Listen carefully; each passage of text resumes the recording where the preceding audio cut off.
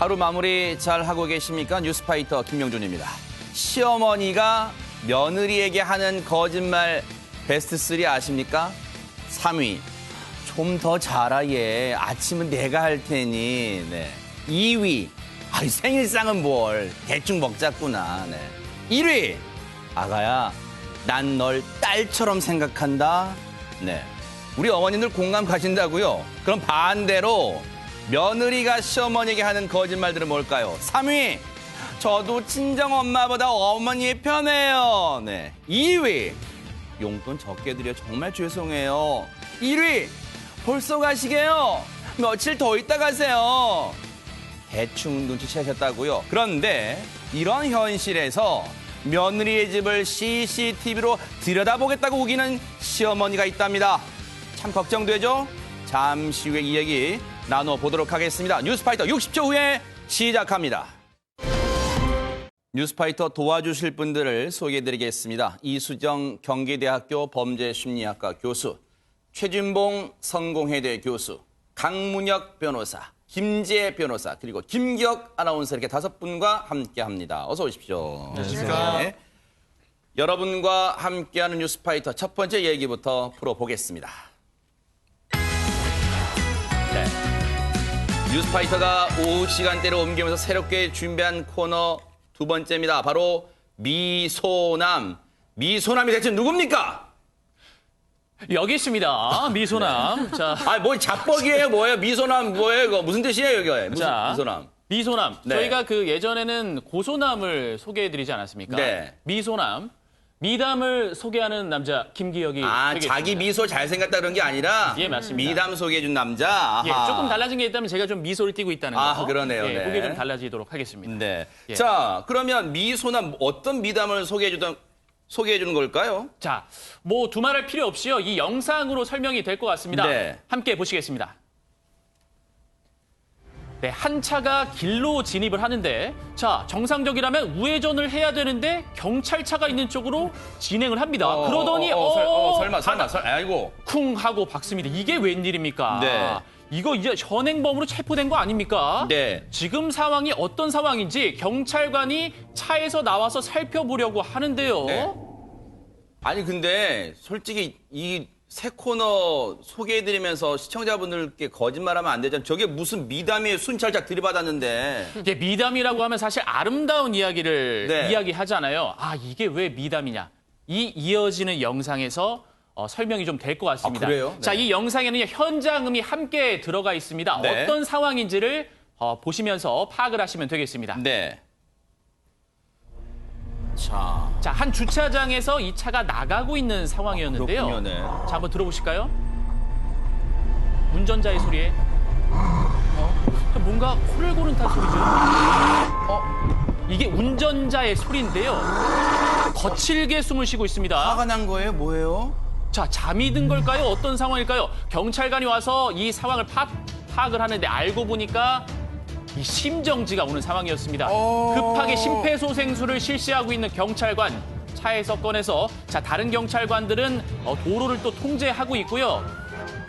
차에서 밖으로 꺼낸 다음에 바로 119에 신고도 했죠. 예. 네. 자신의 차량에 그 시동을 건 뒤에 의식을 잃었던 것인데 세상에. 이 차량 기어가 드라이브로 설정되어 있어서 앞으로 저절로 전진을 했던 것이고요. 세상에. 주차장을 빠져나와서 도로를 횡단한 다음에 저렇게 대기 중인 순찰차를 들이받게 되었습니다.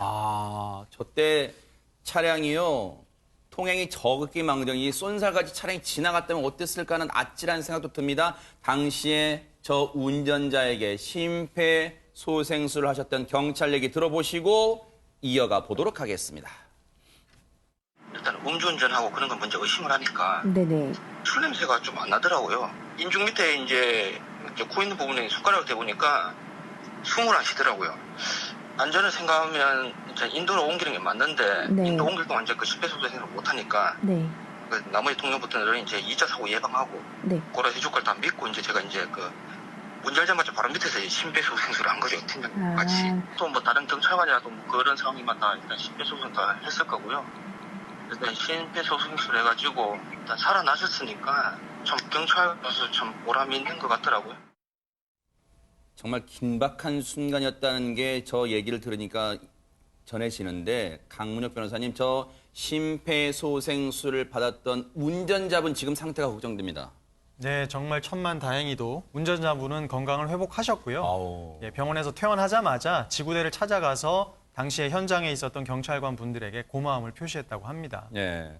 그러면서 운전자분께서 그렇게 말씀하셨대요. 제가 제2의 삶을 살게 됐습니다라고 감사의 뜻을 전했다고 합니다. 그런데 사실 이 얘기 들으니까 처음엔 제가 우리 김기혁 아나운서를 오해했어요. 그런데 진짜 얘기 듣고 보니까 입가에 미소가 전해진 미담 얘기인데, 근데 앞서 제목 보면은 차차차였단 말이에요. 또 뭔가 다른 얘기가 있다는 얘기예요, 그러면? 네, 또 다른 두 번째 미담이 준비되어 있습니다. 아하. 이번에도 차와 관련이 있습니다. 그래요? 네, 해당 영상을 함께 보시겠습니다. 네. 서울 구로구의 어느 날 아침 경찰관들이 주변을 순찰 중인데요. 우회전을 하려는 순간 갑자기 무언가가 내려옵니다. 자세히 보니요. 아이가 타고 있는 유모차입니다. 뛰어와서 주변 도로를 통제하고요. 그런데 아기 엄마 진짜 어디 아기가 갔죠? 타고 있어요, 진짜 유모차에. 타고 있었습니다. 세상에. 자, 곧바로 뛰어오는 아기의 엄마. 어이구. 네, 감사합니다. 연신 이 말을 내뱉으면서 이 무사한 아기를 보면서 또 안심을 하게 됩니다. 진짜 저 영상 보면서 그냥 진짜 저절로 대박 사건이란 말이 안 떠올 수가 없는데, 김지혜 변호사님, 저 유모차가 어떻게 혼자 내려오게 된 겁니까, 그러면? 네, 12월 9일 오전이었는데요. 이 엄마가 첫째 아이를 등원시키고 있었던 중이었다고 합니다. 그러니까 아침마다 항상 우리 엄마들 늘 바쁘잖아요. 세상에. 그러니까 순간적으로 이 유모차를 놓치게 되었는데 저 유모차가 저렇게 하필 비탈이었기 때문에 스스로 굴러 내려가서 아찔한 그런 순간이 연출이 된 거고요. 네. 하필이면 또 마침 다행히도 이제 네. 도로 순찰 중이던 경찰이 이 내려오는 유모차를 보고 바로 달려가서 저렇게 구조에 성공했습니다. 김기혁 아나운서. 예. 사실 이 두 사건 보면서 정말 흐뭇해집니다. 맞습니다. 혹시 이 기분 좀 노래로 좀 표현할 수 있어요? 노래로요. 뭐 두 가지 경우다 이제 경찰차로 네. 달려드는 차를 유모차, 자동차를 구조한 거잖아요. 아하. 그러니까 뭐 언제든 경찰한테 달려오라는 의미로 네. 전진의 노래로 조금 표현을 진짜 그런 노래 있어요? 예, 해봐요. 네. 해보도록 하겠습니다. 다가와 줘 베이비. 이리 와 이리 와. 진짜의 거짓말이 진짜 그런 노래 있어요? 죄송합니다. 그 전진 씨한테 일단 죄송하고요. 그러네요. 예, 아. 노래는 앞으로 안 부르는 걸로 하겠습니다. 아하, 예. 어쨌든 그런 느낌이었다. 경찰분께 정말 뉴스파이터가 늘 감사를 드립니다. 고맙습니다. 좀 분위기를 바꿔볼게요. 참 이게 한 가정의 비극이라고 해야 될까요? 가슴 아픈 가정사라고 해야 될까요? 어떻게 얘기할지 모르겠습니다. 김지혜 변호사님. 네, 지난 2018년 11월 7일경에요. 60대 남성이 아내에게 흉기를 휘둘렀고 그 자리에 그 손자들도 있어서 목격을 하고 말았습니다. 그러니까 손주들을 보기 위해서 이제 아내가 아들 집을 찾아갔는데 이제 그곳으로 찾아온 거예요, 60대 남편이. 그래서 여기 왜 왔냐라고 묻자 그 아내에게 흉기를 휘두른 건데 알고 보니까 사실 이 60대 남성이 전부터 심각한 치매 증상을 앓고 있었다고 아우, 합니다. 세상에. 예, 결혼 41년 차가 된 2013년경부터 치매 증상을 보였고 네. 2014년부터 치료를 시작하긴 했지만 네. 증상이 점점 악화되어 갔다고 하고요. 네. 뭐 아내가 자신의 물건을 훔쳐간다고 하면서 뭐 잘 때 겉옷도 입고 양말도 신고 막 그렇게 자기도 하는 등 예, 피해 망상에 자주 시달렸다고 합니다. 세상에. 아니 평소에도 그러면 저 아내분의 고통이 얼만큼 심했을까 저희는 상상도 못할 것 같아요, 최진모 교수님. 그렇습니다. 이게 참 2013년도에 처음 치매가 증상이 시작됐는데 2017년 와서 좀 심해졌어요, 그게. 아하. 그래서 2017년 같은 경우에는요. 장판 밑에 아마 돈을 좀 숨겨놨던 것 같아요. 네. 근데 이게 이제 못 찾게 된 거예요. 그러니까 본인이 숨겨놓고 나중에 못 찾으니까 아내가 훔쳐갔다고 얘기를 하면서 아내를 폭행하기 시작합니다. 그러니까 이때부터 이제 치매 증상이 좀 더 심해졌다고 볼 수 있을 것 또 같고요. 의심하는 증세도 같이 겹쳐졌군요. 그렇죠. 네. 그러니까 이제 아내 입장에서 얼마나 힘들겠어요. 근데 본인이 기억을 못하는 걸 모든 책임을 이제 아내한테 돌리는 거 아니겠습니까? 네. 그리고 또 그 옷을 낡아져서 1년 전에 버렸는데 그 옷을 아내가 훔쳐갔다고 또 얘기하면서 또 아내에게 폭행을 가해요. 아하. 그리고 또 지난해에는 증상이 점점점 나빠지는 중에 폭우로 지하 방이 아마 침수가 된 것 같아요. 그래서 침수가 되면서 겨우 탈출해서 목숨은 건졌는데 문제는 왜 집이 이렇게 아수라장이 됐는지를 기억을 못하는 거예요. 세상에. 그러니까 이만큼 치매 증상이 점점 심해졌다고 볼 수 있고 그리고 나서 또 아내를 폭행하는 이유 중에 하나 뭔지 아세요? 아내가 집을 몰래 없애려고 한다라고 하는 횡설수설하는 모습을 보여주면서 이 남편, 치매 남편이 치매 증상이 2013년부터 시작해 점점점 심해지고 있는 상황이었다 이렇게 볼 수 있을 것 같습니다. 손주들이 지켜보는 가운데 이 60대 남편은 자신의 아내를 흉기로 살해하게 됩니다. 가족의 고통은 끔찍하게 이루 말할 수 없을 텐데 결국 이 사건을 저지른 사람 남편은 재판에 넘겨지게 됐는데요. 강문혁 변호사님. 네, 이 남편은 결국 법정에 서게 됐고요. 재판부는 징역 5년을 선고했습니다. 아하. 다만 이 1심 판결에 대해서는 유족과 검찰 모두 양쪽 모두 양형부당을 이유로 항소를 했습니다. 사실 좀 이례적이긴 한데요.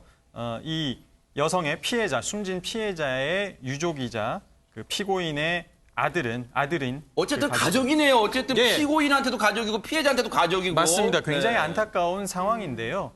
이 사건에서 양형부당을 이유로 항소한 이유가 다름이 아니라 이 피고인인 아버지가 이 중증 치매를 앓고 있는데 이러한 환자 입장에서 형사재판을 받는 것이 어떤 의미가 있는지 좀 고민해달라 이런 취지로 항소를 했다고 밝혔습니다. 아, 단순히 형량이 높다는 이유로 항소하는 게 아니라 우리 아버지가 죄는 밉지만 환자인데 이게 이런 재판을 받는 게 의미가 있는데 지금 그걸 따져보자는 얘기 같아요. 근데 김지혜 변호사님, 이 아드님, 유족이자 또 그 범죄를 저지른 사람의 자식이란 말이에요. 네. 뭔가 탄원서 같은 것도 혹시 냈을까요? 어떻습니까? 네, 1심, 2심 재판부에 탄원서를 냈습니다. 아, 그래요? 이 아들이 탄원서에 쓴 내용을 보면요. 치매에 대해 본인이 너무 무지해서 이 사건을 제때에 이렇게 방지 조치하지 못한 거, 그거에 대해서 죄책감을 느끼고 있다. 또 치료의 골든타임을 놓쳤다라는 그런 상실감이 매우 크다라고 하면서 재판부에 용서를 구했고요. 이어서는 이제 치매가 어떤 사회악으로 이렇게 발전되는 것을 막아달라. 어떤 선의적인 판결을 통해서 치매로 고통받는 피고인의 유가족들을 위해서 사회 제도적 장치의 필요성을 널리 알려달라라고 썼습니다. 이수정 교수님. 네. 이 아드님의 탄원서를 쓰는 그 마음, 정신적 고통은 어땠을까요? 자기의 어머니를 죽인 아버지를 위해서 탄원서를 쓰는 그 마음은요? 글쎄 말로 표현하기가 어려운 마음이었을 것 같기는 한데요.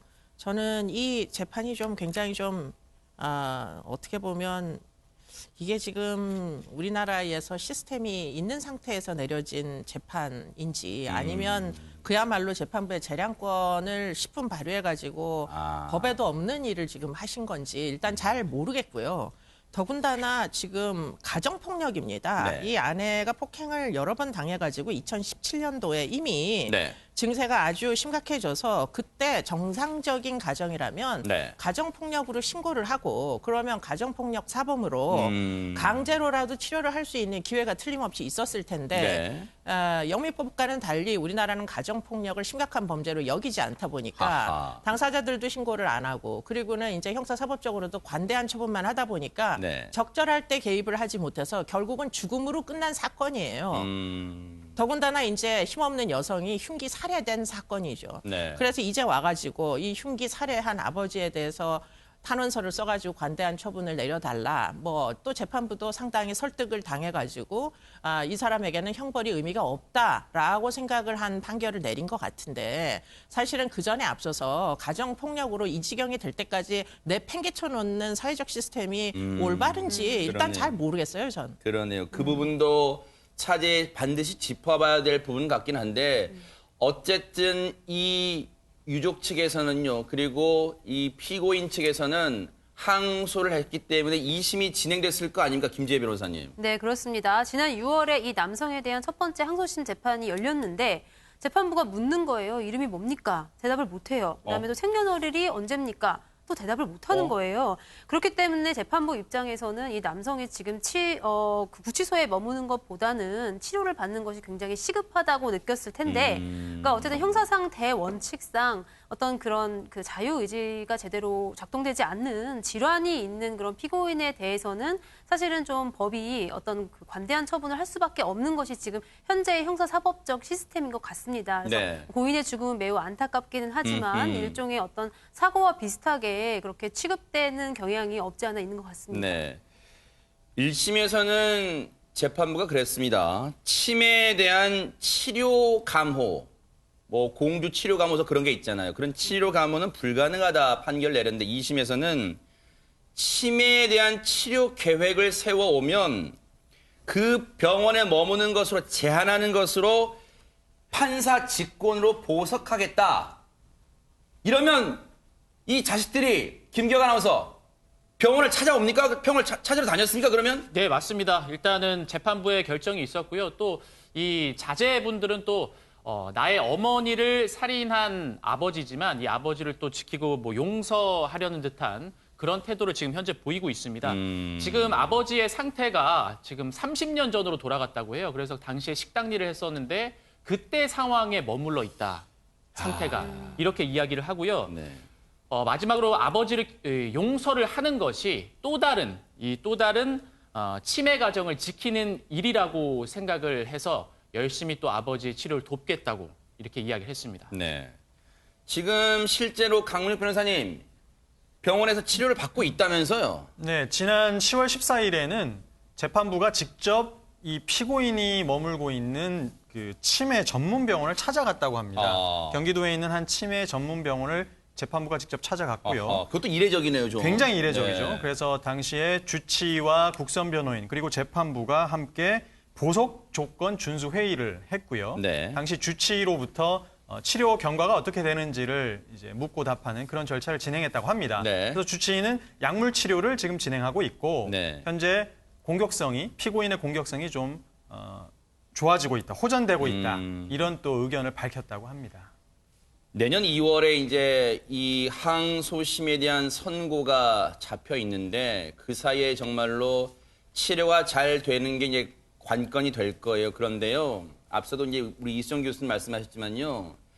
이 가해자, 즉 남편한테만 집중을 해보면 좀 측은한 생각이 들지만 보세요. 우리가 잊지 말아야 될 거는요. 이 남편이 자신의 아내를 살해했어요.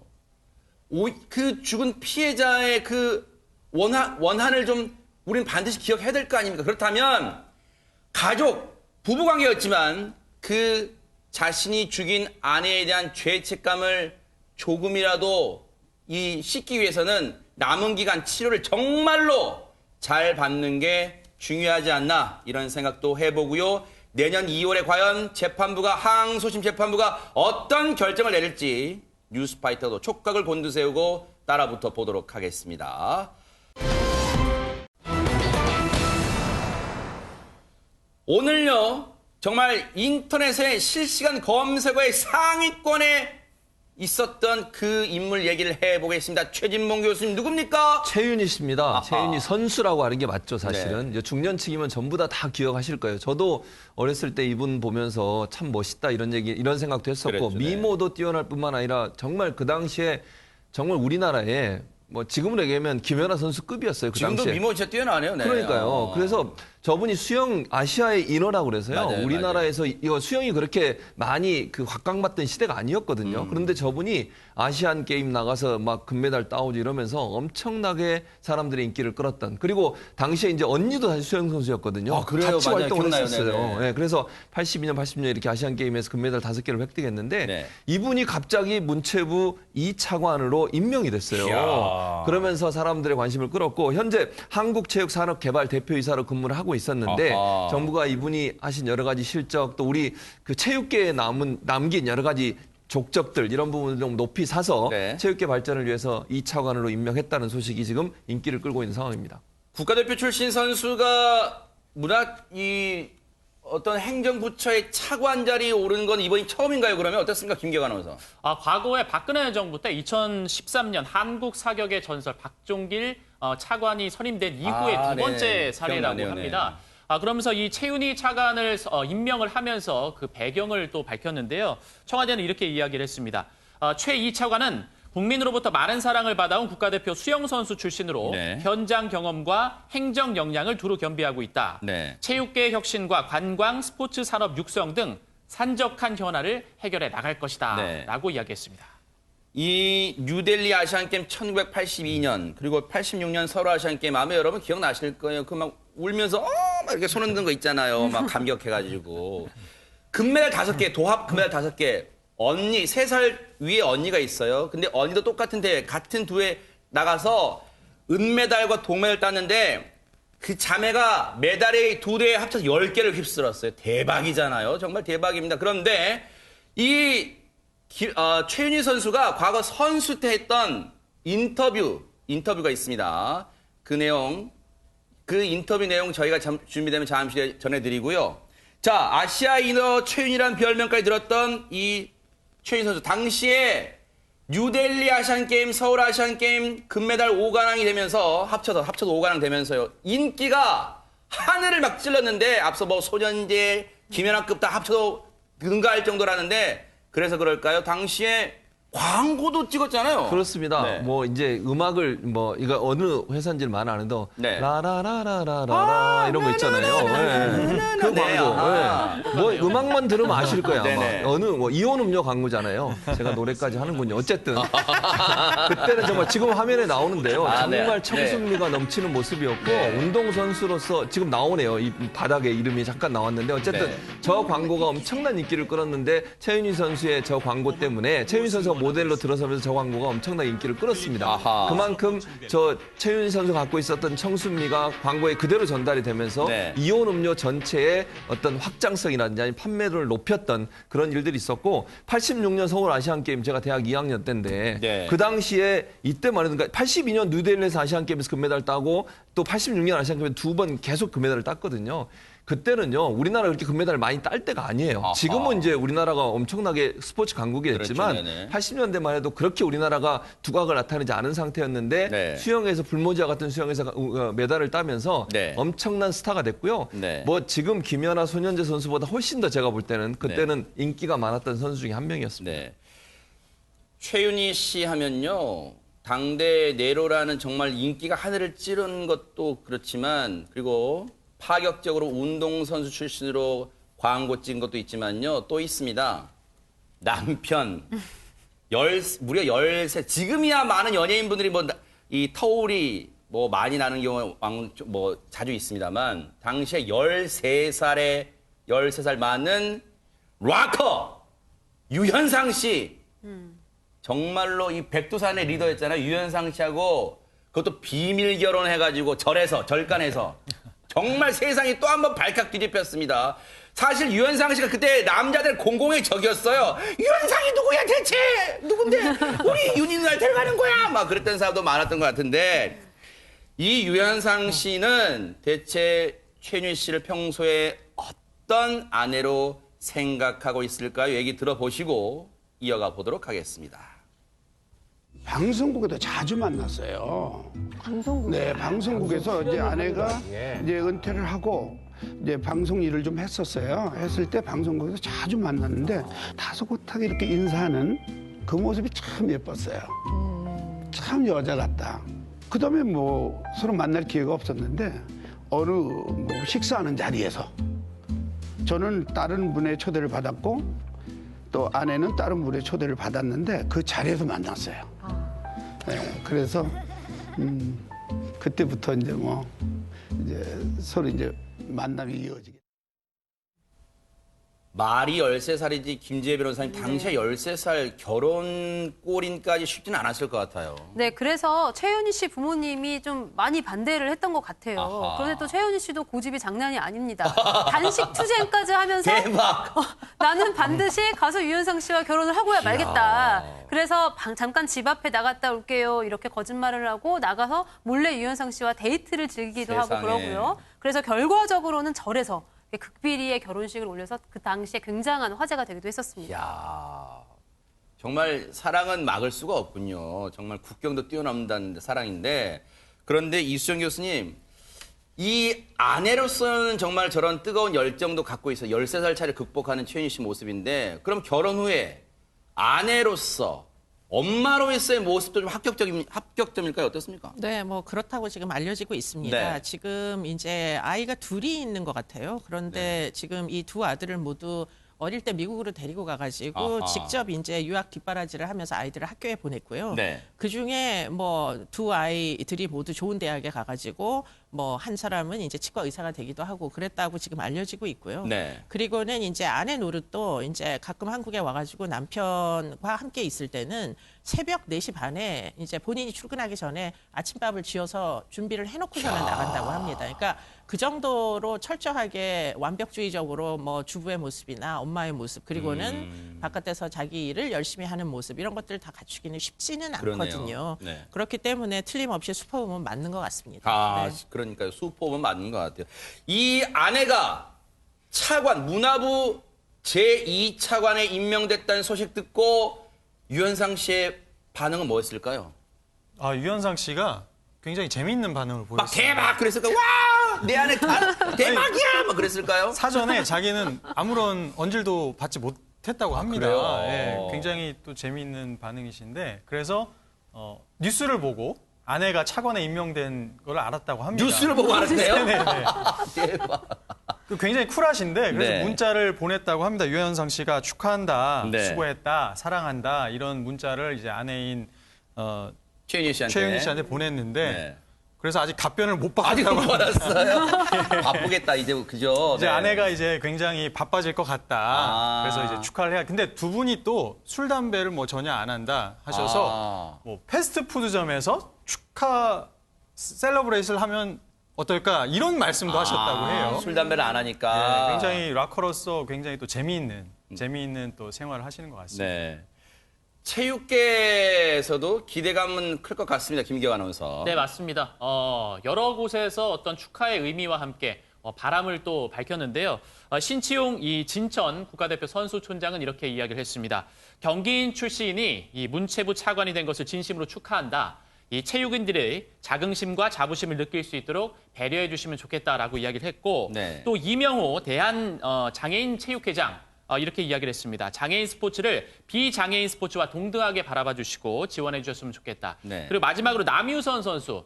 저와 또 그 대학생을 함께했던 동기인데요. 지금 또 해설위원으로 활약을 하고 있죠. 네. 엘리트 체육과 생활 체육이 상생할 수 있는 여건을 만드는 데 힘써 주셨으면 좋겠다라는 이야기를 했습니다. 네. 기대가 클 수밖에 없어요. 사실 문화체육관광부는 아픔도 있었던 그런 정부 부처였습니다. 뭔가 새롭게 탈바꿈, 거듭날 수 있는 계기를 만드는 중추적 역할도 최윤희 이제 2차관이 해주기를 기대를 해보겠습니다. 뭐 차관은 인사청문회가 없으니까요. 바로 임명되면 일을 할 수 있습니다. 그래서 한번 뉴스파이터도 뜨겁게 최윤희 이제 2차관의 이 선전을 기대를 해보겠습니다. 축하드리고 기대하겠습니다. 네. 저희가 미리 이 오후 시간대로 옮기면서 선보였던 코너가 앞에 제일 먼저 있던 미소남. 저는 김기혁 아나운서의 자뻑인 줄 알았어요. 미소가 아름답다고 하는 일. 그런데 그거 이어서 또 하나 고소남입니다. 고소남이 먼저 혹시 오늘 처음 보실 분들을 위해서 소개해드릴까요? 고소남 누굽니까? 네, 깨볶는 것처럼 고소한 남자, 고민 소개해주는 남자, 김기혁입니다. 아, 그건 또 고민 소개해준 남자예요, 고소남은. 네. 맞습니다. 약간 고민하는 듯한 이런 아하. 풍경을 제가 싣고 있죠. 네. 자, 오늘의 사연으로 넘어가 볼까요? 그럴까요? 네. 네, 한 인터넷 커뮤니티에 올라온 사연입니다. 여성분이십니다. 안녕하세요. 결혼하고 신혼여행 다녀온 지 딱 보름 된 완전 신혼인데요. 진짜 완전 신혼이다네. 네, 저희 집에 고양이를 키워서 홈 CCTV를 설치했거든요. 아하. 그런데 글쎄 시어머니가 그 CCTV로 우리 부부 사는 모습을 들여다보시겠다고 하네요. 대박. 이거 어떻게 해야 되나요? 아니, 일단은 그 요즘은 저런 홈 CCTV를 설치한 분들 많긴 많더라고요. 맞습니다. 네. 이제 고양이를 키우게 되니까 네. 아무래도 이제 두 사람이 다 집을 나가게 되면 고양이 혼자 있게 되잖아요. 맞아요. 그래서 잘 지내고 있는지 또 혹시나 뭐 아프진 않는지 이걸 실시간으로 볼 수 있어요. 언제든지 원하면 휴대전화를 열어서 CCTV 연결하면 다 볼 수 있거든요. 집안의 네. 상황을. 그럼 고양이가 잘 지내고 있는지 또 뭐 말썽은 피우지 않는지 이런 거 볼 수 있잖아요. 그렇게 해서 설치해 놓은 거예요. 그런데 그걸 지금 시어머니가 보겠다고 하니 이게 황당한 일이죠. 완전 이거 용도 변경이잖아요. 네, 그렇죠. 이런 분들은 뭐 요즘 대한민국의 반려동물 인구가 1,000만이 훌쩍 넘었기 때문에 이런 CCTV를 많이 설치한단 말이에요. 그런데 엉뚱하게도 이걸로 너희 부부 사는 모습 좀 보자꾸나 이러셨답니다. 김기혁 아나운서, 예. 고민녀의 상황 좀 더 구체적으로 설명 좀 해주세요. 자, 구체적인 상황은 저와 우리 김지혜 변호사가 함께 이 뉴스파이터의 소극장을 통해서 기대된다. 네네. 재연을 해보도록 하겠습니다. 네. 자, 들어갑니다. 네. 제가 시어머니고요. 우리 김지혜 변호사가 며느리가 되겠습니다. 아하, 네. 아가, 저기 뭐 신혼집에 이게 뭐니 이게? 웬 CCTV야? 아, 제가 일하러 가거나 아니면 집에 없을 때요. 집안에 고양이들이 잘 있나 좀 보려고요. 스마트폰으로 집안 내부를 들여다볼 수가 있거든요. 어머, 얘 요즘 그런 게 가능하니? 진짜 신기하다. 그럼요. 어머님 보세요. 내가 여기에 이제 아이디랑 비밀번호를 치면은 아하. 이렇게 보여요. 어머, 대박. 근데 그거 음. 나도 알려주면 안 돼? 네? 뭘요? 나도 알려줘. 왜요? 그 CCTV 아이디랑 비밀번호 이거 막 치던데 그 나도 알려주면 안 될까? 어머니 죄송해요. 근데 그건 좀 아닌 것 같은데. 아닌 것 같아. 얘가 지금 나 시엄마야. 지금 무슨 얘기하는 거야? 아니 내가 고양이 좋아하니까 그거 사는 모습도 보고 너네들 어떻게 사는지도 궁금하니까 내가 보여달라고 하는 건데 그게 안 돼? 어머님, 친정어머님이 알려달라고 해도 저는 좀 못했을 것 같아요. 어머, 예, 얘 아닌 거 서운하게. 아닌 것 같아요. 어머 죄송합니다. 너 그렇게 안 봤다 너네가? 우리가 남이니? 남이야? 남 아니잖아. 남인 것 같은데요? 아니, 그 사생활도 있잖아요. 저희 네. 부부 사생활 좀 존중해 그러니까요. 주세요. 네. 사생활이네. 자 기다려봐. 너 아이고 참. 어디 전화할 걸까요? 네. 아들! 너 내가 이게 며느리한테 내가 이거 CCTV 아이디랑 비밀번호 알려달라고 그랬는데 안 알려준대. 아하. 뭐? 안 된다고? 너도 모른다고? 야, 둘이 쌍으로 아주 놀고 있네. 자, 이렇게 며느리와 아들한테까지 철저히 거절을 당한 CCTV 비번과 아이들 달라는 어머니, 시어머니의 요구 철저히 외면당했습니다. 이수정 교수님이 이 상황 어떻게 보고 계실까요? 글쎄, 이 시어머니가 불만을 가질 수는 있겠다. 이게 이제 신혼이고 보름밖에 안 됐잖아요. 아하. 아들을 장가보내서 며느리한테 띄워보낸 것도 너무 섭섭한데 그 아들의 일거수일투족을 CCTV로 고양이만 보는 건 아니고 며느리는 남편도 또 감시를 할 수가 있을 거 아니에요. 그러니까 시어머니 입장에서는 좀 괘씸하게 느껴질 수도 있고 아들의 복지를 위해서 이렇게 너의 일거수일투족이 다 며느리한테 다 공개돼도 되느냐 이런 경각심 같은 것을 아들한테 좀 주고 싶었는지도 모르겠지만 네. 어쨌든 아들은 아무 생각이 없고 네. 그렇기 때문에 시어머니가 끼어들 자리가 없는 거 아닌가 싶습니다. 아니, 이 시어머님은요, 일단은 화술의 달인 같아. 왜냐면, 왜라니, 왜? 나도 고양이 좋아해. 심심할 때 한 번씩 우리 양이를 보려고 그러지. 사실은 최진봉 교수님 이거 네. 밑밥 간 거잖아요, 밑밥을. 그렇죠. 그러니까 결국은 이게 네. 고양 모르겠어요. 뭐 저분이 제가 저분이 아니기 때문에 모르겠지만 제가 네. 추측해서 말씀드려보면 정말 고양이를 보고 싶어서 그랬을까 이런 네. 생각은 들어요. 네. 아니 그리고 저 CCTV를 24시간 볼 수 있거든요. 그리고 방향도 바꿀 수 있어요. 그래요? 예, 그럼요. 그걸 알면 비밀번호 알면요. 그럼요. 어느 아이고. 쪽으로 방향 틀어 이걸 할 수가 있어요. 어허. 근데 저 안에서 두 사람이 살 때 모든 프라이버시가 공개될 수 있잖아요. 그러면 그 며느리 같은 경우 본인의 개인적인 사생활 부분도 시어머니가 그런 24시간 원하면 언제든지 틀어서 볼 수 있는 상황이 돼요. 네. 뭐 옷 입는 것도 그렇죠. 행동하는 것도 그렇죠. 남편과의 관계나 이런 부분들이 다 시어머니한테 들통난다고 생각하면 네. 이 며느리 입장에서 얼마나 스트레스겠습니까? 네. 이게 정해진 시간에 정해진 각도만 보는 게 아니라 네. CCTV를 휴대전화로 마음대로 조정이 가능하기 때문에 네. 저거는 개인 사생활의 문제와 연관돼서 엄청난 스트레스예요. 누가 됐든 저거는. 네. 만약에 시어머니 반대로 며느리가 시어머니가 집안에 계신 걸 다 일거수일투족을 다 볼 수 있다? 제가 볼 때 시어머니도 반대하실 겁니다. 그러니까 이게 CCTV를 보고 있다고 생각하면 밤에 신혼인데 밤에 잠이 오겠습니까? 그런데 앞서 사연에서 보면 김지혜 변호사님 네. 일단 남편분이 처신을 좀 잘한 것 같습니다. 네, 아까 시어머니가 그 남편분한테 전화를 해서 물어봤잖아요. 이제 남편이 나도 모른다. 뭐냐면 이제 그런 거예요. 그러니까 CCTV 존재는 충분히 알고 있지만 근데 그런 거 서로 이제 허용하고 굳이 뭐 아이디와 비밀번호를 본인도 이제 남편분도 알려달라고 한 적이 없고요. 그다음에 가끔씩 이제 산책 같은 거 할 때 아내가 이렇게 들여다볼 때 같이 옆에서 함께 들여다보고 뭐 이런 정도였다고 합니다. 남편도 이제 진짜 모르기 때문에 몰랐다고 대답을 했을 뿐더러 이제 그 어머니에게 사실은 이제 그런 것들을 알려달라고 하는 거는 조금 지나친 일이다. 이렇게 정확히 지적을 했다고 해서 네. 이제 물론 시어머니는 불만이 많았겠지만 네. 뭐 이 부분에 대해서 남편분이 중간에 나름대로 잘 처신을 한 것 같습니다. 네. 근데 진짜 남편은 진짜 몰라서 모르겠다고 했다는 거잖아요, 앞서. 그런데 그럼 너는 걔한테 감시당하고 사는 거 괜찮냐? 이렇게 또 어머니는 물어보셨다는 거니까 기분이 안 좋으신 거예요. 아니, 그게 뭐 얼마 대단한 거라고 이 시엄마가, 시애미가 알려달라는데 안 알려줘! 지금 이런 것 같은데, 최진봉 교수님. 예. 이거는 진짜 글쎄요. 이런 표현은 적절하지 않지만 월권 아니에요, 월권? 뭐 저는 그렇게 생각해요, 개인적으로. 네. 저도 이제 예를 들면 제 딸이 만약 시집을 간다고 하면 제 딸의 사생활을 제가 다 읽을 수도 볼 수도 없고 사위가 하는 걸 볼 수도 없는 거잖아요. 네. 그렇게 해서도 안 되는 것이고요. 네.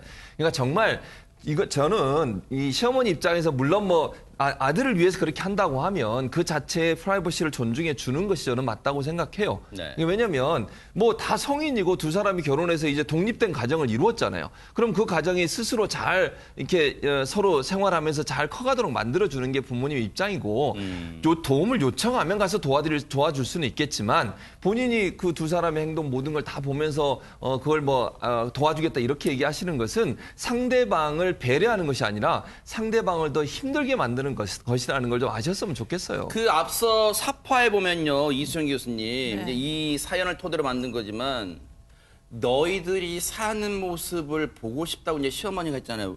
왜 그러시는 거예요? 왜 보고 결혼했으면 아들이 장가 갔으면 잘 살겠지 하면 되는데 왜 보고 싶다고 할까요? 궁금할 것 같기는 해요. 예. 그런가요? 네, 저도 이제 아들이 지금 시어머니 있으니까 감정이 입되신 거예요? 네. 궁금할 것 같기는 한데 아하. 예. 저 같으면은 아주 귀찮지 않을까. 일단 보게 해준다 그래도 됐다, 필요 없다, 내일이 더 바쁘다 이럴 것 같은데 네. 저 시어머니는 아들에 대한 애정이 너무 과하신 것 같습니다. 네. 그러다 아하. 보니까 이제 이 아들이 새로운 가정을 꾸렸는데 잘 살고 있나, 혹시 내 아들한테 뭐 밥은 잘 먹이나 뭐 이런 것들을 좀 알고 싶으시겠죠. 그러니까 이제 그런 감시 차원에서 보겠다고 했던 것으로 보입니다. 네. 여기서는 이제 이런 표현은 부적절하겠습니다. 미수에 그쳤어요. CCTV의 아이디와 비번을 알아내는 건 미수에 그쳤는데 혹시 정말 이 CCTV 보고서 감시가 되면 이제 결혼한 지 이제 한 달도 안 된 분들한테 죄송합니다. 이게 이혼 사유 됩니까, 강민욱 변호사님? 네, 실제 뭐 이혼 소송에서 가장 자주 문제가 되는 거는 이제 이혼 사유 중에 두 가지 정도입니다. 배우자의 직계 존속으로부터 부당한 대우를 받았을 때, 그러니까 배우자의 직계 존속이 시어머니죠. 그러네요. 그리고 또 기타 혼인을 계속 유지할 수 없는 중대한 사유가 있을 때. 근데 만약에 이 사건에서 아내의 동의도 없이 시어머니가 진짜로 CCTV로 만약에 감시를 하고 있는 사례다. 그러면은 정말 혼인을 계속 유지하기는 정말 어렵지 않을까 싶습니다. 그러면 그러니까요. 이혼 청구할 때 그 사유를 또 이혼 사유로 청구할 수도 있을 것 같습니다. 그러니까요. 그냥 더는 이제 알려달라고 하지 않으시는 게 나을 것 같아요. 왜냐하면 오히려 가끔 들러서 너희들 어떻게 지내니 알콩달콩 사는 얘기 들으시는 게 낫지 않을까 싶어요. 김기아 아나운서 피해갈 수 없어요. 김기아 아나운서 결혼했어요. 그런데 어머님이 아이고 기아가 니들 어떻게 사는지 아이들랑 비번 알려줘. 홈 CCTV. 일단은요, 이 사연 속의 남자 대처를 굉장히 잘했습니다. 네. 칭찬을 하고요. 뭐 저 같은 남자가 또 있네요. 일단은 저는 뭐 한마디로 끝낼 것 같습니다. 만약에 어머니가 CCTV 아이디랑 비밀번호 좀 알려달라. 엄마, 손주 원하시죠? 아들이 자유롭게 열정적으로 활동할 수 있도록 좀 내버려 두세요. 열정적으로 재치 있어요. 재치 있어요. 박수. 재치 있습니다. 재치 있어요. 많은 또 여성분들의 호감도가 또 올라가는 소리가 들립니다. 네.